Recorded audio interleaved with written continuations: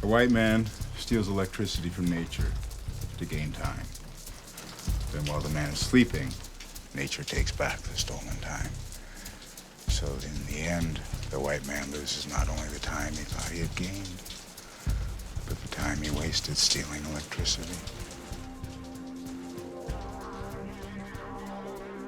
I was in Greece on the island of Crete making a documentary film, maybe around 1990, 1991. I had a day off and drove my rental car up to the mountains. I was looking for this place where Zeus is said to be buried. So I drove up there and I just began writing. And maybe half an hour later, I had 2 or 3 pages in my journal of something. And that something ended up being titled Artist Against Electricity. My sister, Kathleen, was an actress in New York, and she became a bipolar person and came back to Texas and lived a life that I thought was kind of interesting. And so with her permission, I began working on a screenplay about her life, this sort of has-been actress who was on again, off again, her medications in Texas, and who always aspired to go back to New York, to the big city, to reclaim her fame, and how, in reality, certainly I felt, and most people felt, that really wasn't realistic. I decided, well, that's kind of interesting, maybe the idea of putting this person who's plagued by the buzz, have him escape the city and meet my sister somewhere in the middle of nowhere, Texas. And that's sort of the genesis of the idea for the film.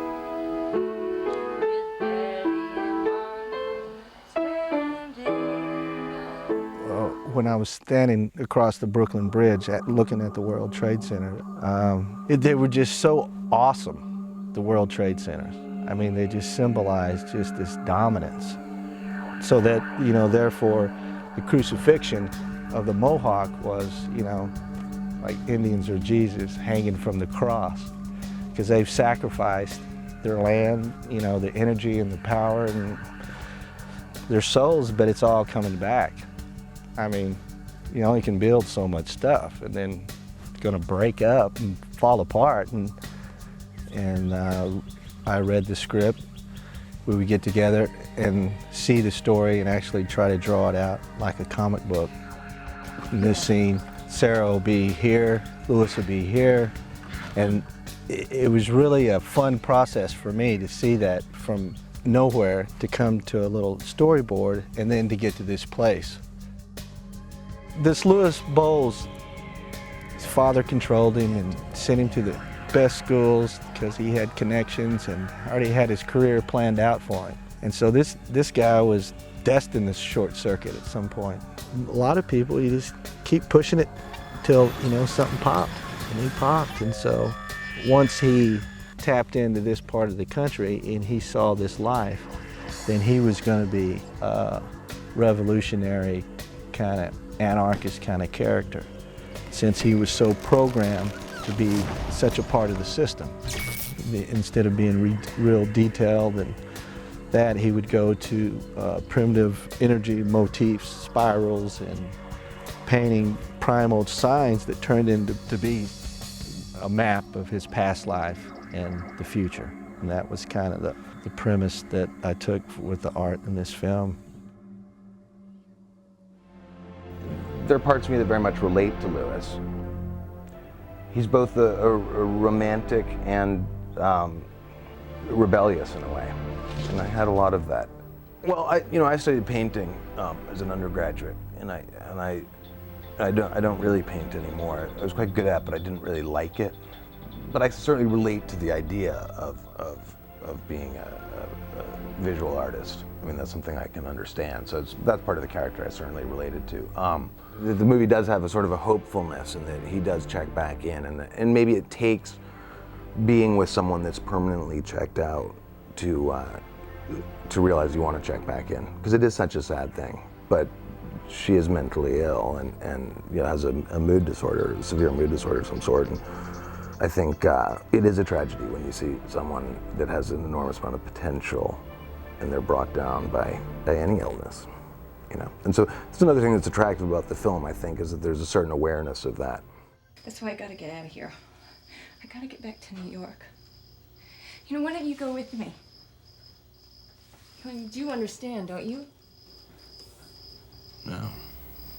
I don't think he knew himself well enough to know what he really wanted, certainly at the beginning of the story. So I think that's, and I think that's part of what I was saying about the love affair and why it's not really the right thing for him. This is not going to be a happy relationship. I mean, we can already see the deterioration of it by the end of the film. I'm gonna go get the truck. What about our plans? What?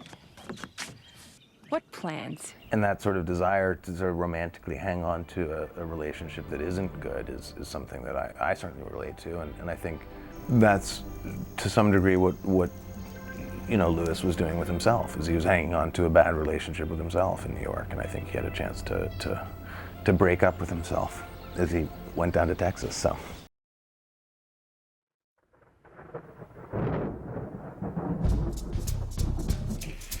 The white man steals electricity from nature to gain time. And while the man is sleeping, nature takes back the stolen time.